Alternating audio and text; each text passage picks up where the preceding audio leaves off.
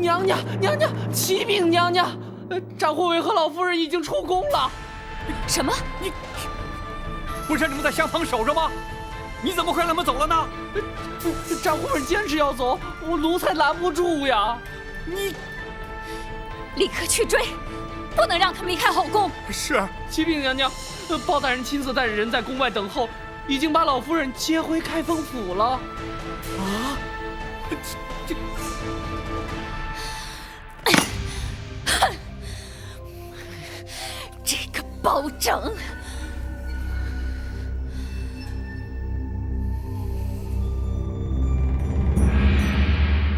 娘娘受惊了。幸亏有展护卫陪同，否则哀家怕真是出不了后宫了。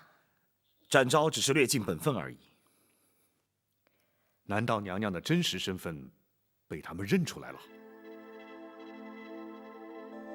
其实他心中一直在怀疑，所以才会这样百般试探。不过哀家矢口否认，相信他也无法证实。娘娘虽然侥幸暂离虎口，但太后必定心中生疑。然而在陈琳抵达京城之前，还必须与他周旋。包拯除了会确保娘娘的安全之外，还请娘娘再做忍耐。哀家明白。宝卿，臣在。我今天遇见他了。娘娘是说皇上？不错，他的声音和蔼可亲，双手厚实温暖。如果有一天，当他知道我就是他的亲娘，娘娘请多做忍耐，终有一日，皇上会明白的。好，权杖包钦，为哀家平反。臣身为朝臣，义无反顾。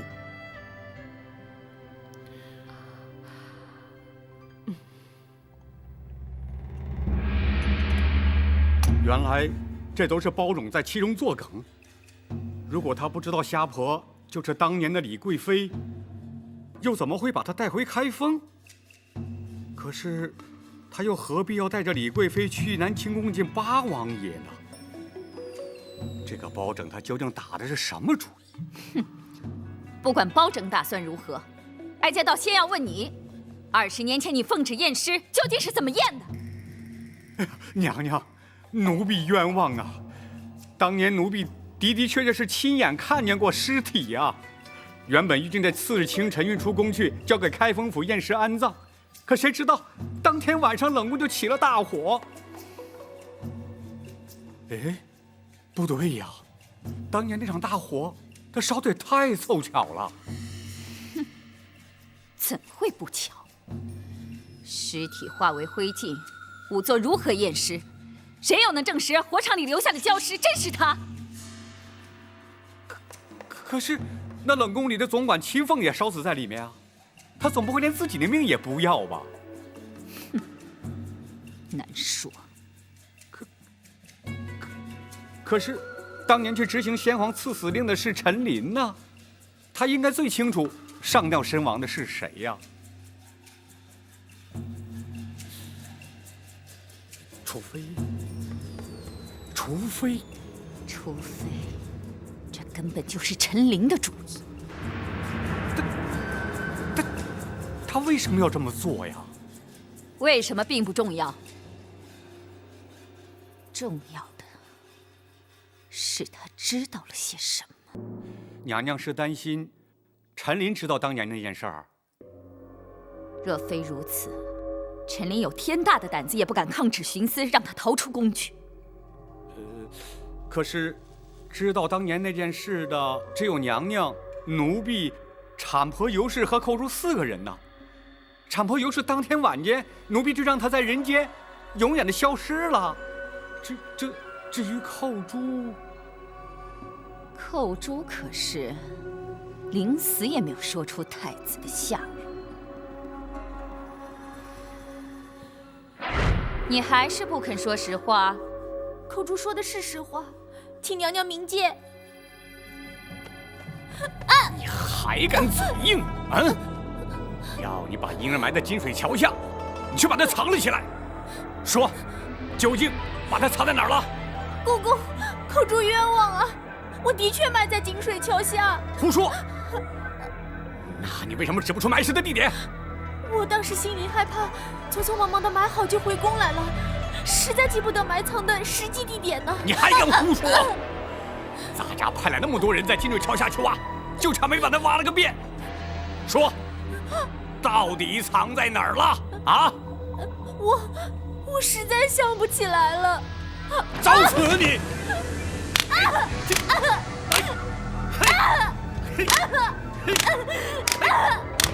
娘娘，娘娘，口珠冤枉啊！好了，别打了，让本宫再问问。是。口珠，娘娘，你是我金华宫的程昱，一直跟在本宫身边。这些年来，本宫待你如何呀？回娘娘，口珠自小进宫，直到入了金华宫，跟着娘娘，才不受其他宫人欺负。娘娘对口珠恩重如山。难得你还知道感恩。这狸猫换太子之事，乃是极端机密。若你不是本宫心腹，本宫也不会让你参与其中的。娘娘信任口珠，是对口珠的恩宠。那么，你就是这样来报答本宫的吗？娘娘，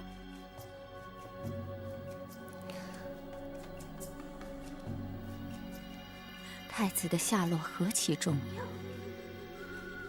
若不能确定的确已被你掐死埋葬，今后本宫岂不是寝食难安，疑虑终身吗？娘娘请相信口珠。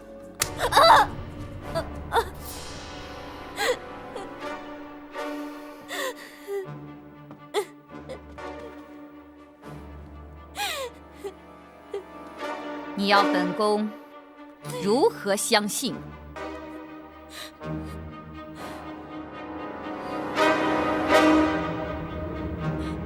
娘娘，口珠已死明志。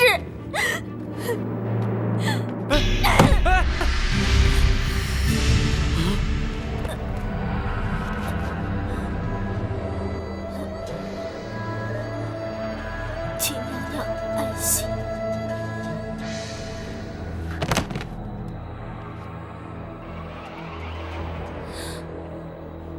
这些年来，哀家一直认为寇珠的确被冤枉了，可是如今看来却又未必。娘娘，这么重大的事儿，他又能告诉谁呢？他又怎么能有把握对方不会出卖他呢？不错，他不可能相信任何人。再说了，倘若他真的把婴儿藏了起来，他又会藏在哪儿呢？后宫那绝对不可能，奴婢一定会发现的。可是以后宫门禁之严，谁也不可能私自进出，更别说是夹带婴儿出宫了。娘娘，有一个人可以。谁？陈琳。对，当时他是首领太监的身份。娘娘啊，奴婢虽不受他管，但也得敬他几分。他出入宫门，不但无需通报啊，也没有任何人敢去阻拦检查呀。奴婢想起来了，当天寇珠抱的婴儿走出去后，奴婢亲自送产婆尤氏出宫，并且安排人手在城外将他灭口。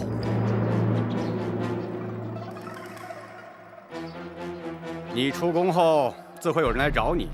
等你们见面之后呢，你这一辈子就不缺吃穿了。谢谢总管，谢谢总管。不用谢，这是你应该得的。去吧。是。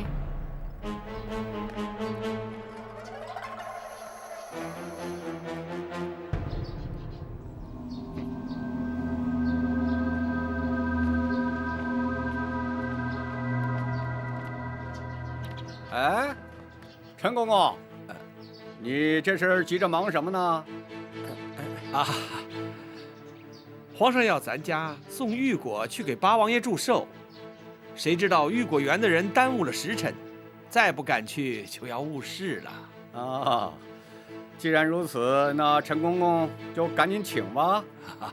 如今回想起来，陈琳的神情不安，态度慌张。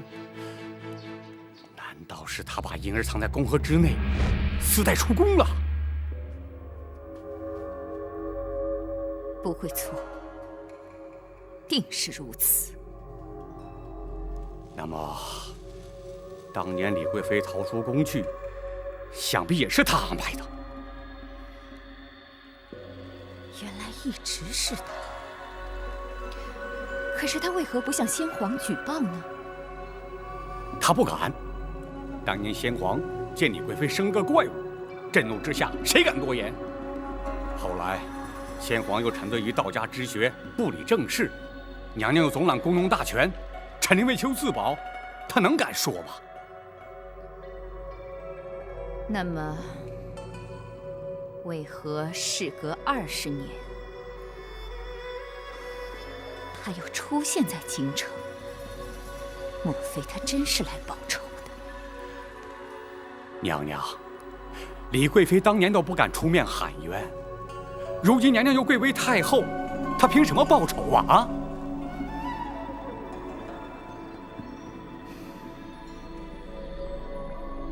难道是因为包拯？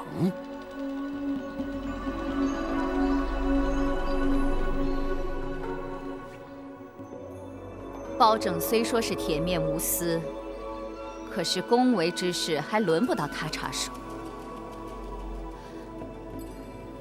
哀家明白了，是八贤王。包拯曾将他带进八贤王府，昨日八贤王说是特意来仁寿宫探望哀家，其实却是为了他。这竟然扯上了八王爷！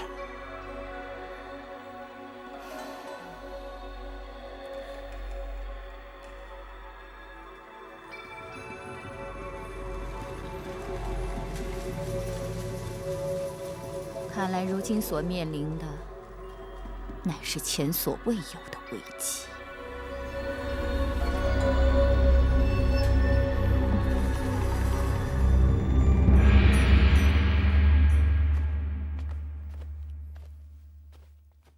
大人，娘娘的病情可是有了变化？宝琴，哀家现在已经能够看到光亮了。太好了，公孙先生可否略作说明？是。娘娘这几日施针用药，从未间断过。若论医理，此时最忌情绪激动。可是娘娘的情形，却恰恰相反。娘娘入宫之后，因与皇上相见而难抑激动之情，想不到体内运行之气竟借泪水把久滞的经脉打通了。公孙先生是说，娘娘双目复明已确有可能。正是，而且随时都可能会发生。没想到娘娘因祸得福，可喜可贺。还有赖公孙先生妙手回春，学生不敢居功。这也是老天垂怜，让哀家能够亲眼目睹20年沉冤昭雪。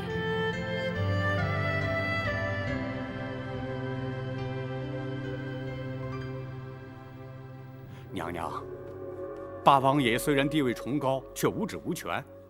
就算他们靠八王爷撑腰，恐怕也动不了娘娘，翻不了案。不，八王爷乃是赵氏皇族族长，皇族中人无不以他马首是瞻，同时，他还握有上打昏君、下打谗臣的先皇御赐金剑。一旦他插手此事，哀家也难以对抗。那可如何是好啊？八王爷之所以被尊称为贤王，乃在于他处事公允、依法讲理。若是无凭无据，他也不会插手。娘娘啊，20多年都过去了，不会有证据留下来了。哼，没有物证，却有人证。娘娘是说李贵妃？不，她只是一个抗旨不遵的先皇陶妃。她若作证，自可轻易推翻，无人会信。那真正的关键人证是陈琳。陈琳早已告老还乡，不理世事了，难道还会找她回来作证？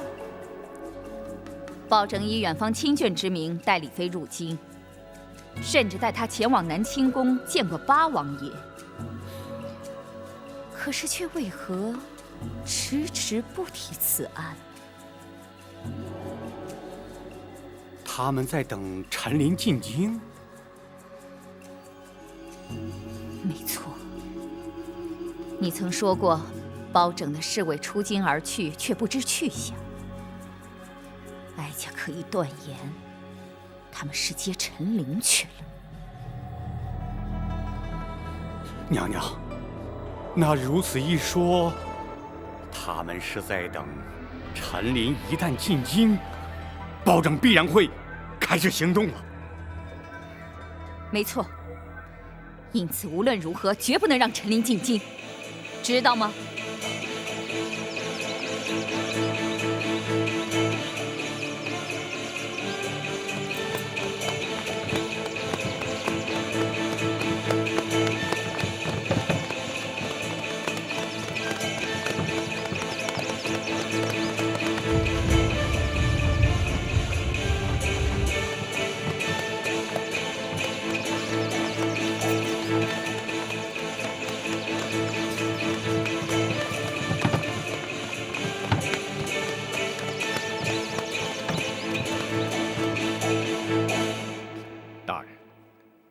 老夫人的康复情形很好，现在已安然入睡。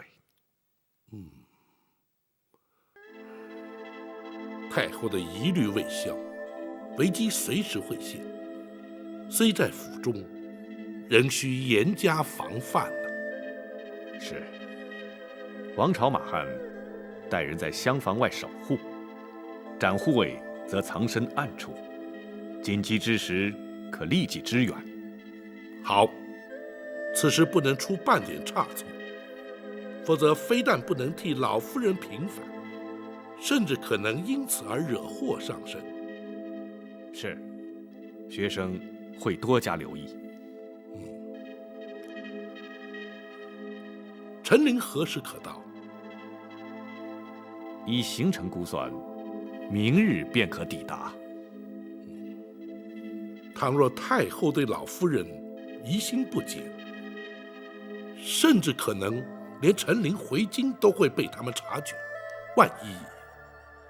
大人无需担心，献空岛无属，可抵数百精兵，保陈总管回京，必定万无一失。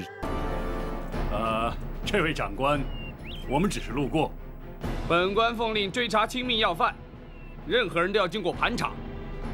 倘若我们不往前走呢？不走也得查。倘若我们不让查呢？大胆！你们敢抗拒盘查，本座立刻下令拘捕你们送官。凭你们还办不到。你去吧。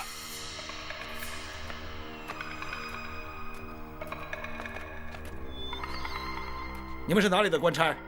这你不必知道。此地离开封城不远，应该是开封府的辖地。可是你们并非是开封府的人。你怎么知道本座不是开封府的人？如果你是，你就该认得我。哦，你是什么人？开封府包大人座前侍卫赵虎。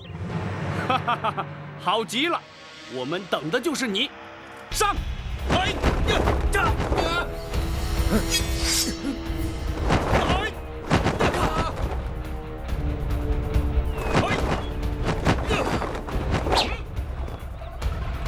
我就知道你们不是真的官兵，果然没有料错。我要的是马车里的人，识相的立刻离开，还可以保一条活命。既然你们不是官府中人，想必是来自江湖。不过，如果你知道我们是谁，恐怕就不敢这么说话。哦，阁下又是什么人呢？金毛鼠，白玉堂。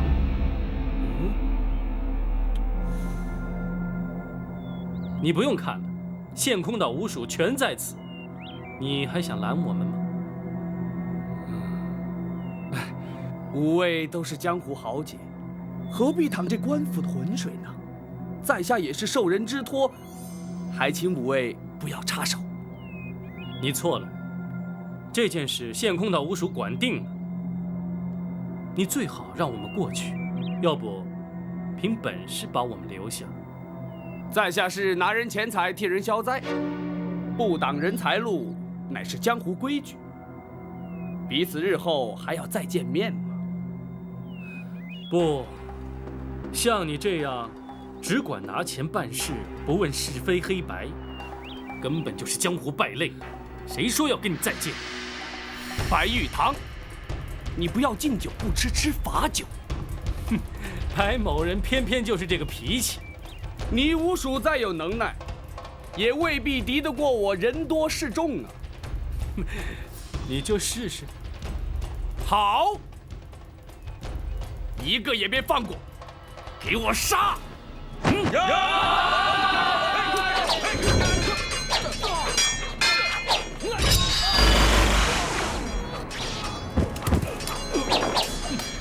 闯！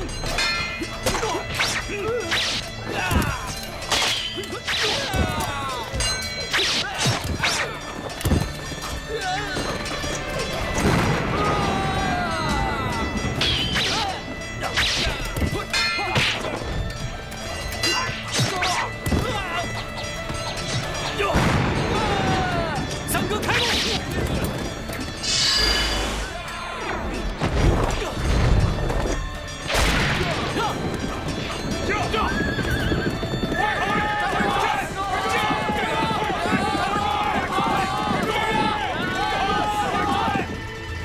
什么？没拦住陈琳？奴婢该死！抬起头来！包拯不过派了2个人去接陈琳，你竟然会拦不住他？奴婢没想到包拯会派江湖人陪同保护，他们的人武功高强，奴婢的人根本不是他们的对手。江湖人？这包拯居然和江湖人串通一气，看来他是早就有了准备。陈琳如今人在何处？他已经进了开封府。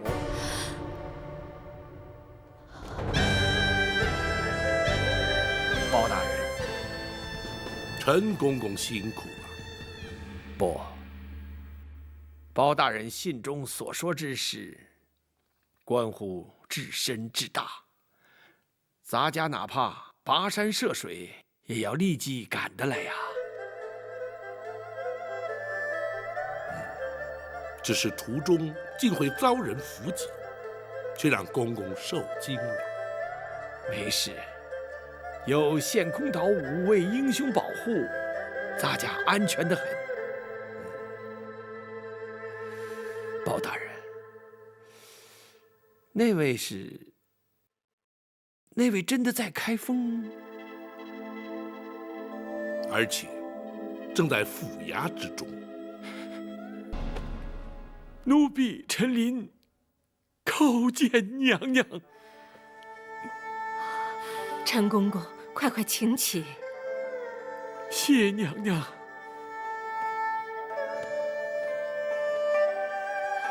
奴婢安排失当，让娘娘流落民间20年，奴婢罪该万死，请娘娘恕罪。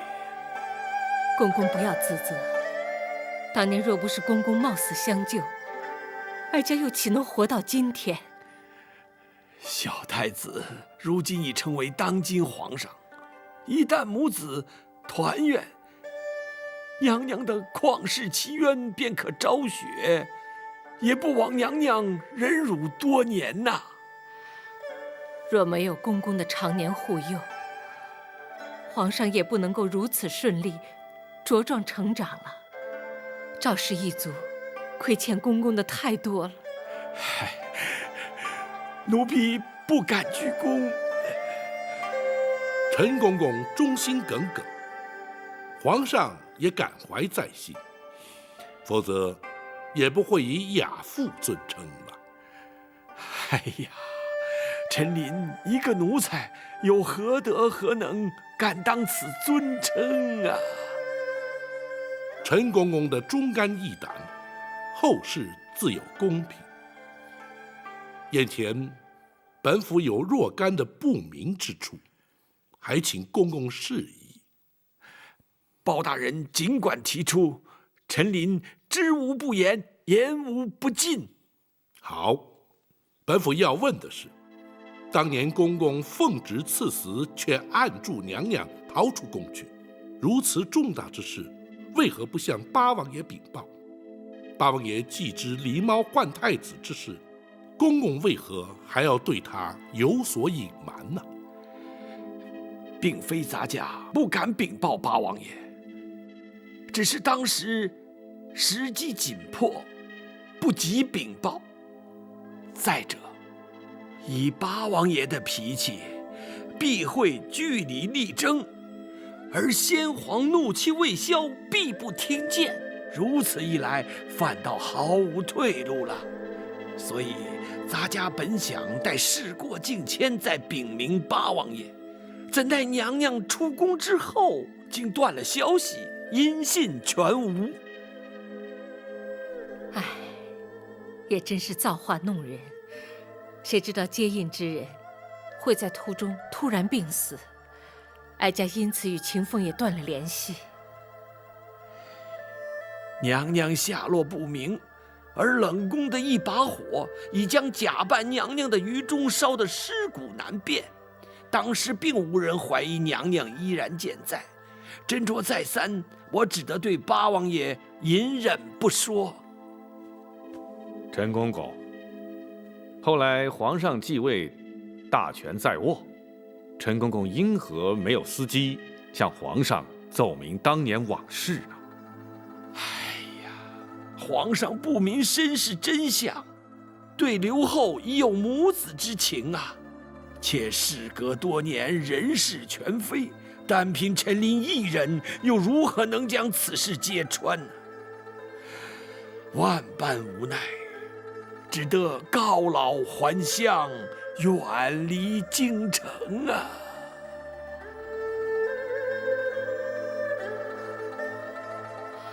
换做任何人，恐怕也无能为力。本府尚有一事，百思不得其解。娘娘逃离后宫当夜，冷宫当即遭到火焚，想必不是巧合。不知陈公公可知其中内情？冷宫失火，乃是秦凤自焚呐。你待怎讲？当郭槐验过尸首，离开冷宫之后，咱家愈想愈担忧。没想到，还真的把郭槐给瞒住了。狱中这条小命，总算没有平白牺牲啊。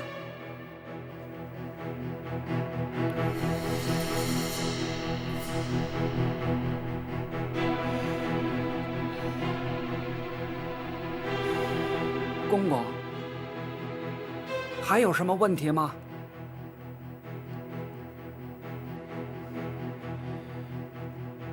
瞒得了郭槐，只说明在后宫没人知道，是余中假扮了李娘娘。那就行了。明儿一早，神不知鬼不觉的，就把这尸首送出宫去了。然后呢？交开封府，收敛，埋葬啊。问题就出在这儿了。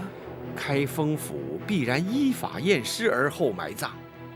于中和你我一样都是阉人，可是男女毕竟有别呀。能瞒得过府里的仵作吗？一旦仵作发现真相，必向宫中回报，郭淮还是会知道。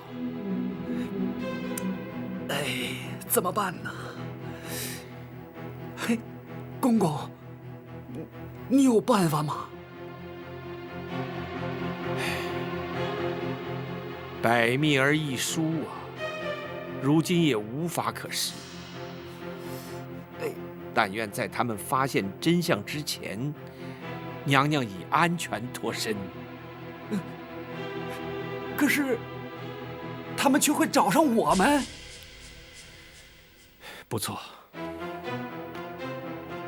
他一定会将我们举发，公然违抗圣旨，私纵娘娘出宫，恐怕死罪难免呐。秦凤，咱家虽死不足惜，只是却拖累了你呀。不，祝娘娘脱困出宫，乃秦凤自愿。如果因此而丢了性命，也可以和于中作伴，至少不会让他专美于前。好，你们两个都让人敬佩。只可惜，娘娘虽逃出宫去，被扣上抗旨潜逃的罪名，或许永远也没有平反之日了。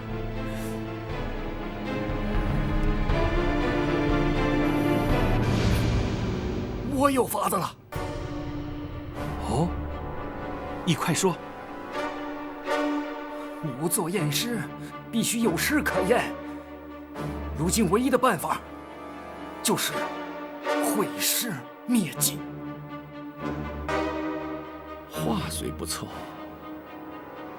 可是郭淮再三交代要你看顾尸体，一旦毁尸灭迹，他仍然会找上你，而且必会怀疑你毁尸灭迹的目的。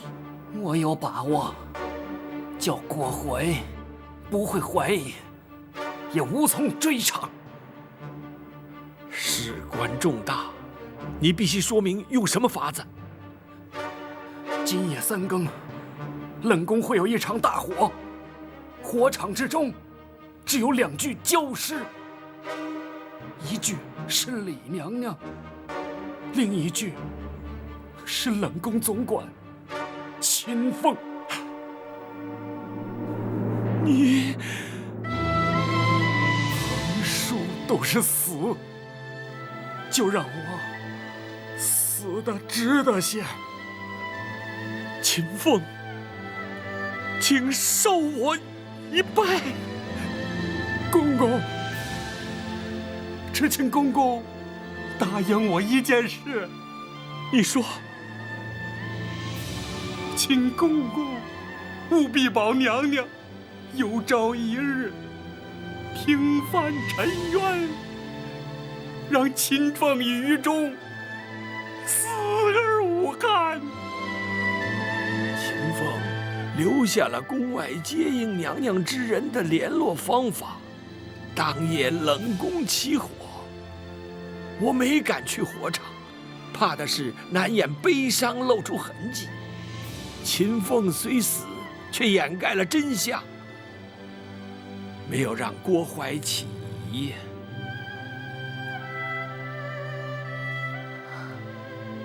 原本以为只有于中一人因我而死，谁知道连秦凤竟然也……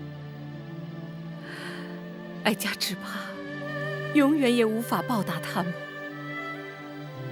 娘娘，包人以为他2人死得其时，也死得其所。娘娘若是将他们长记在心，想必他们也能瞑目了。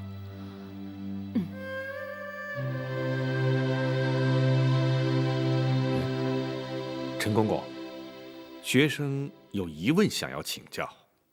公孙先生，请说。当年与郭淮狼狈为奸的首席产婆尤氏下落如何？陈公公可知晓啊？咱家当时暗中查过，只知道他出宫不久便被人劫财杀害，官府也登录无误啊。显然是杀人灭口。然而还有一人最为关键。包大人所指何人？寇珠。对，寇珠当年可是皇上的救命恩人，而且哀家在打入冷宫时，他刚开始还经常去看我，可是没过多久就没再出现过。陈公公，寇珠如今还安在啊？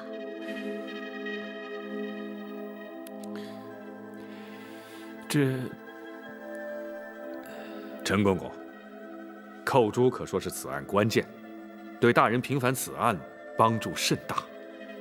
不错，若是能有寇珠的证词，远胜于其他。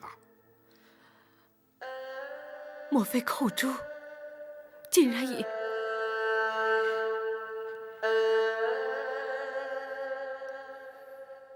本府明白了，陈公公，寇珠的情形与此案关系重大，公公恐怕不能不说。寇珠虽然年轻，却让人敬佩啊。娘娘被打入冷宫之后，先皇迷上了丹药之术，连金华宫都许久不去。刘皇后圣诞之日，指派咱家前去送礼。离开金华宫时，竟遇见了寇珠。公公，此地无人，公公放心。寇珠，咱家不是说过你我尽量不要见面，以免起人疑窦，你为何偏要来见我？公公，情势紧急，寇珠不能不向公公禀报。发生了什么事情？这几天，寇珠常偷着去冷宫探望李娘娘，谁知道竟然被郭淮发现了。啊！你这个丫头真是的，这不是找麻烦吗？寇珠是因为不忍心见娘娘受委屈，所以……哎，你赶快向郭淮认错请罪，任他处罚，相信不会有什么事的。不，他已经起了疑心，甚至追问我，当初把太子的尸首埋在什么地方。啊？他想干什么？他打算挖出尸骸，确认无误。哎呀，这可怎么办呢？我推说记不清楚，胡乱指了几个地方。不行，这迟早会被他发现。寇珠明白，来找公公是要公公多加小心，不能把太子的去向透露出来。咱家当然不会说了，只是你，寇珠也绝对不会说。他一定会用刑逼迫，万一你熬不住酷刑，岂不是前功尽弃吗？公公，我不会给他机会。怎么说？我会尽量忍，实在忍不住，寇珠会矢口否认，以死明志，让他认为的确是冤枉了我。哎呀，你这个丫头啊！哎，公公，一定要尽全力保护太子长大成人，寇珠也就心满意足了。寇珠啊！公公保重。寇珠不过是金华宫一名小小的承御侍女，竟然会有如此惊天动地的气魄。陈公公，那寇珠后来究竟如何？寇珠虽然意志坚定，却令我一直忐忑不安呐。唯恐他熬刑不过，求死不能，而供出太子去向。于是每日前往金华宫打探究竟。见过陈公公。郭总管可在宫中？回公公，郭总管陪娘娘在御花园赏花呢。这是皇上要咱家给娘娘送来的点心，娘娘回宫之后立即呈奉。是。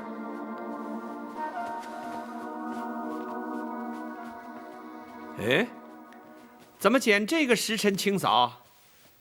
皇上随时可能驾临，若是冲撞了圣驾，那还了得？回公公，是郭总管临时交代的。哦，为什么？昨晚有一名程昱撞柱自尽，留下了血迹，郭总管交代要立刻清洗。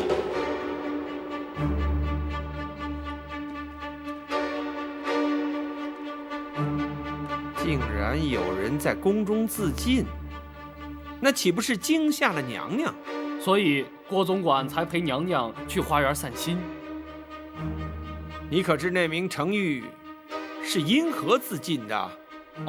听郭总管说是思乡心切，想逃出宫去，被抓回来之后畏罪自杀。哦，她叫什么名字？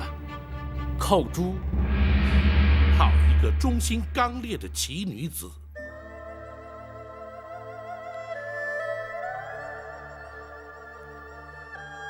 又是一条为了哀家而牺牲的无辜生命，哀家亏欠他们真是太多了。既然寇珠是自尽身亡，想必没有泄露太子的下落。的确如此。寇珠既然已死，他们自认天衣无缝，而狸猫换太子的阴谋永远也不会被揭穿，故而不再追查，这才使太子得以安然无恙地在宫中成长啊。只是如今，非但会揭穿30年前的谎言，他们更会因此而付出代价。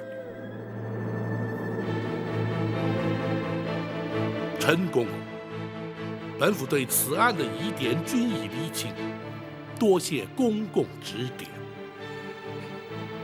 咱家只要能在有生之年亲眼目睹旧案平反，奸人伏法，也就不枉此生了。届时还要请公公作证对质。臣您静候包大人传唤。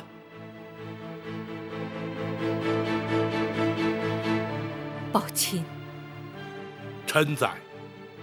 何时才是时机成熟？回娘娘，包拯今夜详拟对策，明日开始立即着手，务必尽快还娘娘一个清白。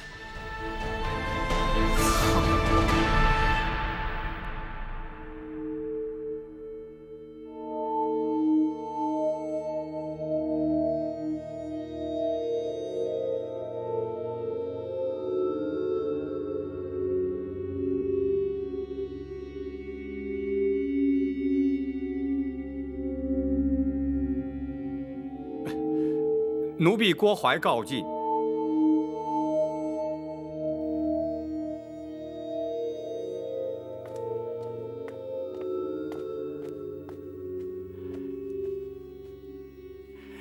娘娘，您还没安歇呢。哀家怎能睡得着啊？娘娘，奴婢已有个万全之策，请娘娘宽心。哀家不知还能有什么办法，你说。李妃陈琳若不在人世，想必八王爷也不会旧事重提。如今他们两个都在开封府，奴婢派人今夜就去把他们两个斩草除根。陈琳进京你都拦不住，更何况开封府还有展昭在。那些江湖人早已离开了，一个展昭他分身乏术，奴婢只要杀掉他们其中一个，他保证就难以翻案了。若是刺杀不成，岂不反成了包拯的口实？那就连包拯一块杀。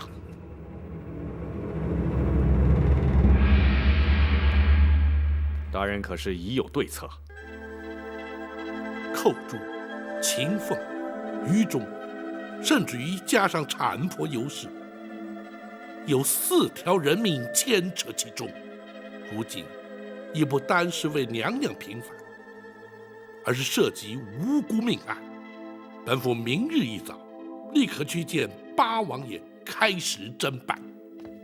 哪里走？大人，请留在屋里，不可出去。发生了什么事？有刺客。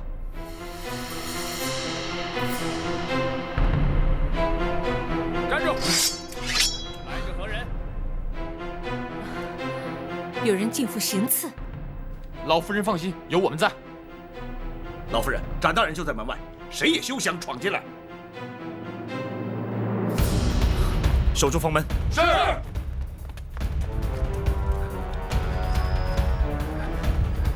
你们绝没有机会得逞。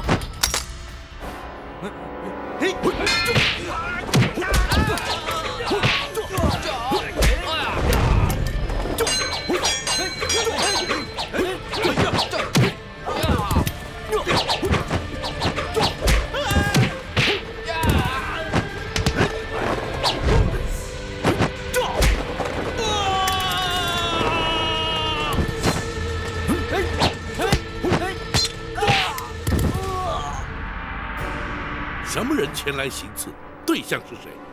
回大人，来了几10名黑衣人，分批往不同方向而去。他们的确是有备而来，目标应该是针对老夫人和陈总管。他们是要杀人灭口，让本府死无对证。快走！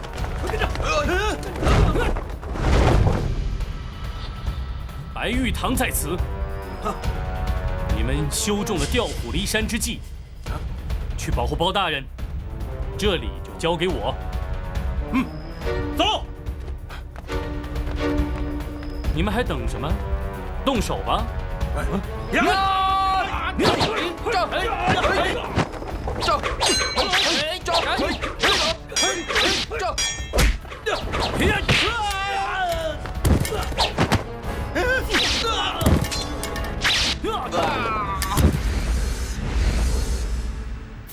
谁？是我。大人，外地的情形如何？展大人和张龙、赵虎保护老夫人，白玉堂在府衙门口挡住刺客。你为何不带人前去助一臂之力？白玉堂担心刺客调虎离山对大人不利，属下已将衙役派驻在书房外。他们这是孤注一掷。你们这些拿钱办事的杀手，根本就是江湖败类。今天碰上我白玉堂，算你们倒霉。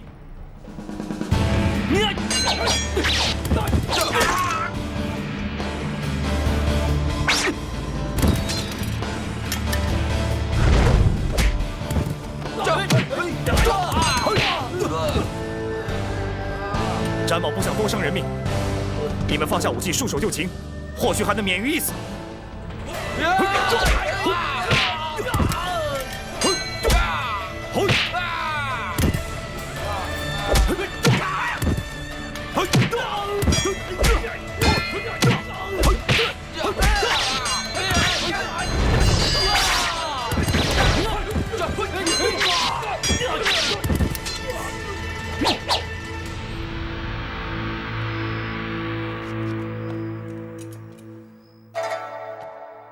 娘娘受惊了。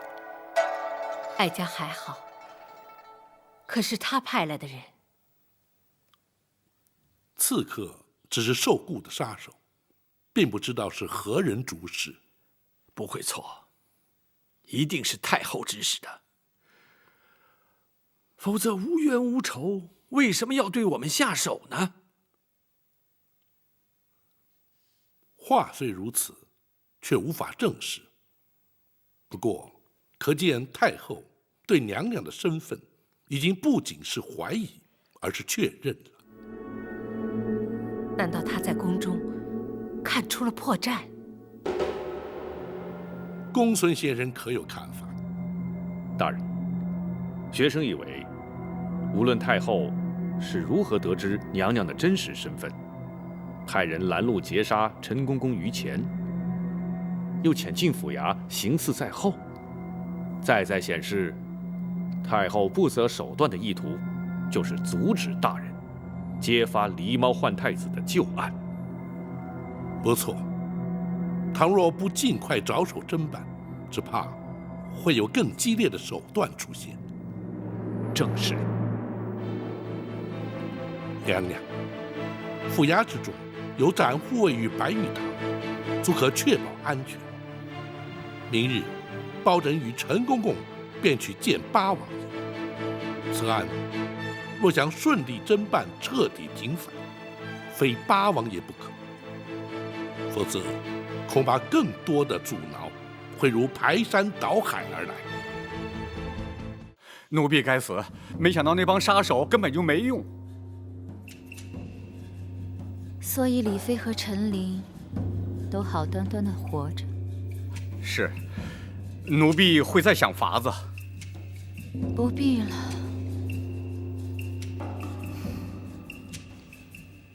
这几天哀家接连着梦见寇珠，看来他是向哀家索命来了。或许当年哀家不应该为了争夺皇后的位置，干下那些昧着良心的事。如今报应终于来了。娘娘，这么多年都过去了，不能因为李妃和陈琳的出现，或是包拯插手翻查旧案，就把这来之不易的皇后宝座轻易放弃呀。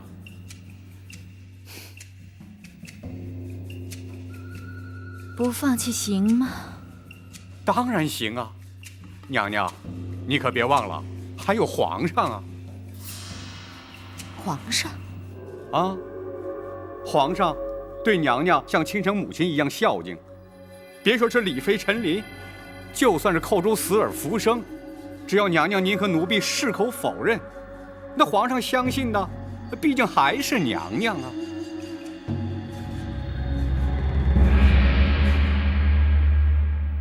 当年将李娘娘诈死，逃出宫去之事，瞒住王爷，实乃情非得已，还请王爷恕罪呀。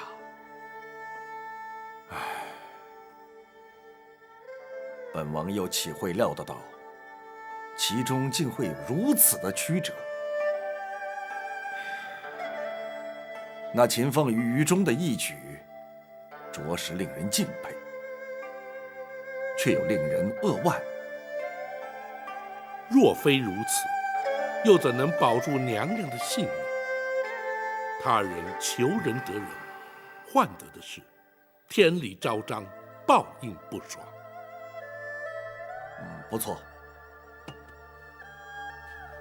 那刘太后与郭槐，至今有以为天衣无缝，可以只手遮天，哼，却万万没有想到，这李妃尚在人间。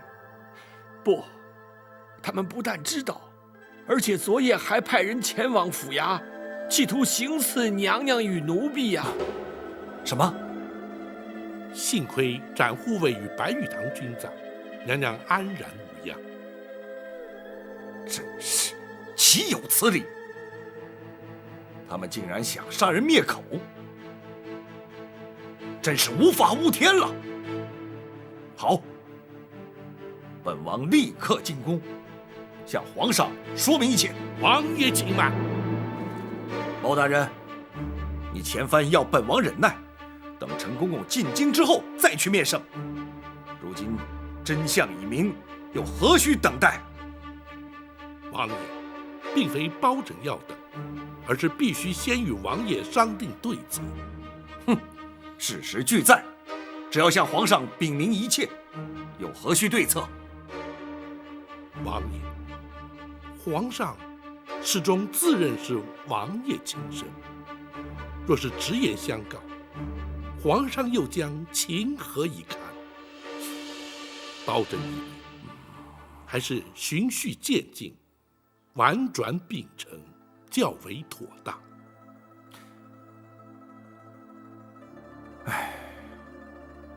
不错。如果要他立刻接受，的确也太残酷了一些。此外，皇上仁厚孝敬，对刘太后敬之若母，如今却在一夕之间，太后竟成强害生母的罪魁元凶。面对如此局面，皇上势必难以承受，无法释怀。陈琳，奴婢在。皇上自幼进宫，便由你陪伴成长。依你之见，皇上将会如何呀？回王爷，生育之恩与养育之情，对皇上同等重要。奴婢认为，除非是刘太后坦诚罪状，否则皇上是绝不会忍心降罪的。哼，要他认罪，谈何容易？王爷，若要拿郭槐认罪，却并非不可能。包大人是要从郭槐身上着手？正是。那郭槐做贼心虚，定然不肯由包大人传唤审讯。刘太后心知肚明，也绝不会放人。包大人又如何能让那郭槐认罪呢？包拯倒有一计，只是必须陈公公协助才行。包大人，有用得到陈琳之处，尽管吩咐。若用此计，陈公公先得进宫面圣。好。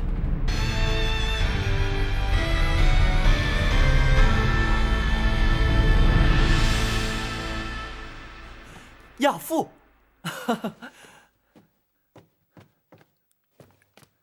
坐。亚父，你是何时回京的？回皇上，奴婢昨日才进京。自从亚父告老还乡，朕总是不习惯，总觉得身边少了些什么。奴婢也是每日记挂着皇上啊。亚父回京是来看朕的？除了向皇上请安之外，奴婢也是受人之托。哦，有人托亚父回京办事？奴婢是受人之托，前往开封府向包大人告状的。告状？包拯可曾受理？包大人虽然受理，可却有爱难之处啊。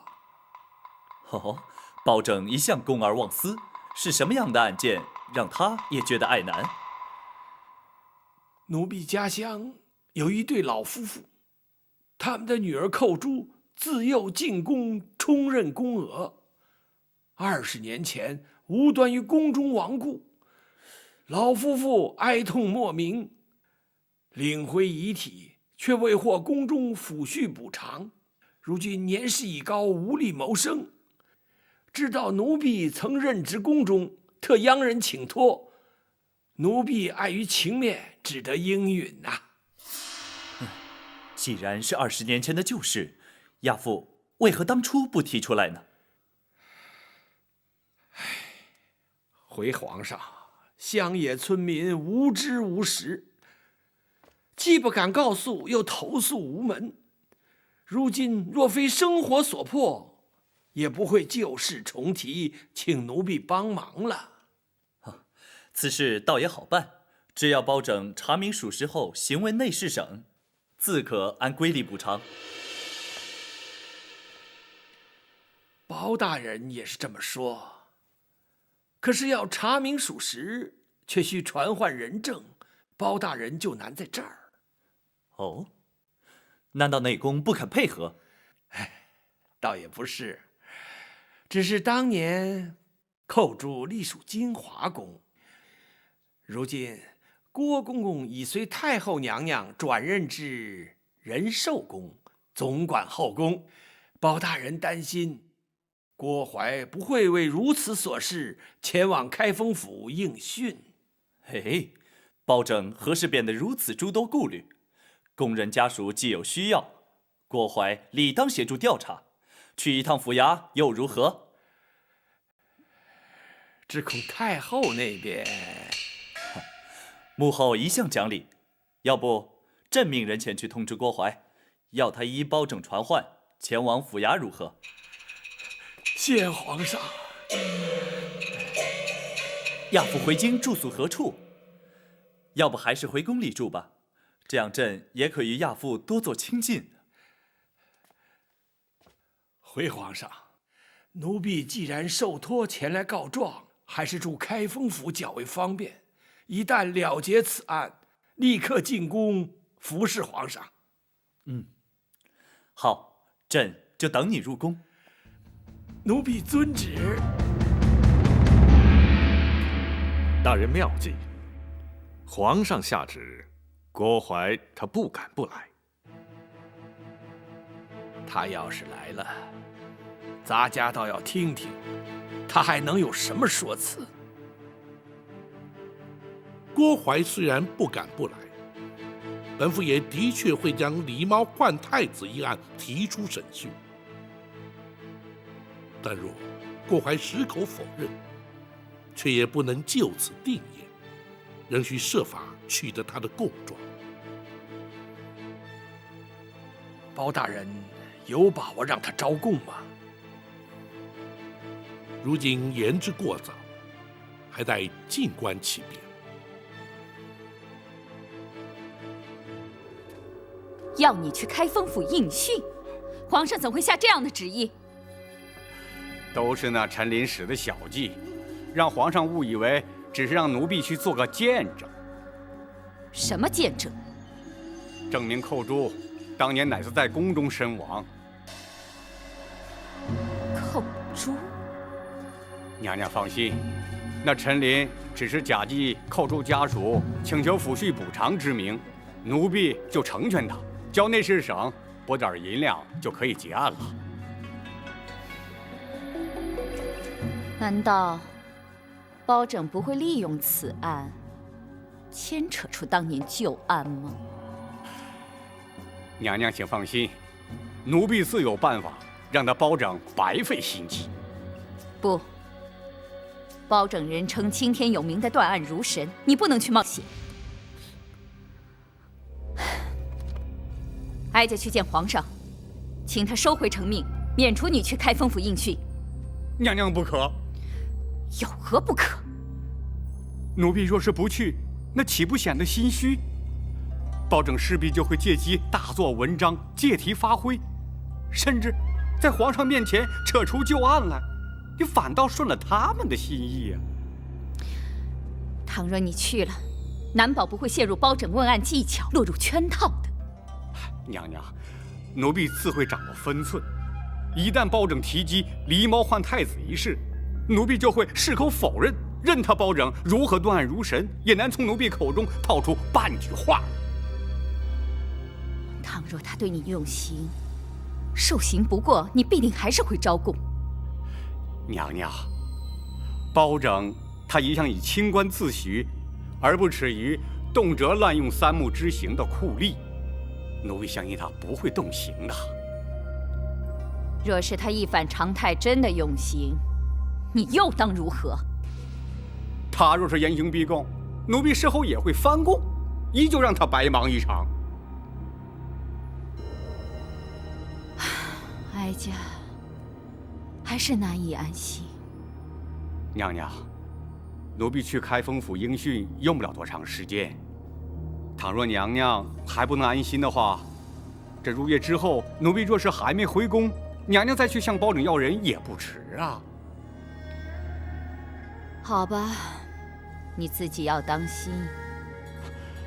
谢娘娘关心。既然是非去不可，就别让包拯小觑了你。带着后宫的卫队同去，也好壮壮声势。是。少时郭淮必是有备而来，要想从他口中取得供词，绝非易事。不知公孙先生有何看法？若非皇上下旨，郭淮必不肯前来。错过了这次机会，若想再传他，恐怕难上加难。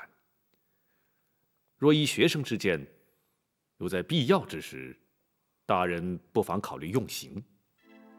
不，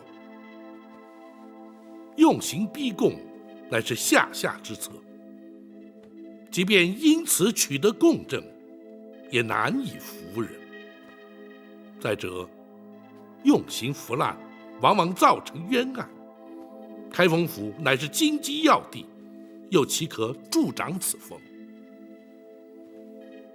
大人，请恕学生直言。所谓通权达变，面对如郭淮之辈如此重大之案，若不用刑，恐怕无法让他俯首认罪，令案情真相大白。正因为郭淮并非一般的刁民恶吏，李茂换太子一案更非一般刑案，所以更要谨慎，稍有不慎，必生争议。轻则难以平反，重则动摇国本。公孙先生，你我必须绞尽脑汁，另谋良策，让那郭淮伏法认罪，而不能依仗3目之刑受人口实。是，学生明白。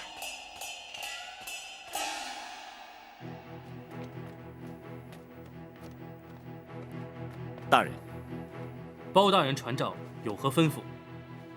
本府今日有一重大案件待审，审得清，则可平反一桩冤案；若审不清，恐连本府都将遭到牵连，难以幸免。故而急需您2人鼎力相助。白玉堂本非官府中人，本府不便透露案情。包大人不必顾忌，白玉堂不需要明白案情，大人只需要交代我干什么即可。好，老夫人的安危就由你来负责，若有其他需要，再知会于你。好，我现在就去。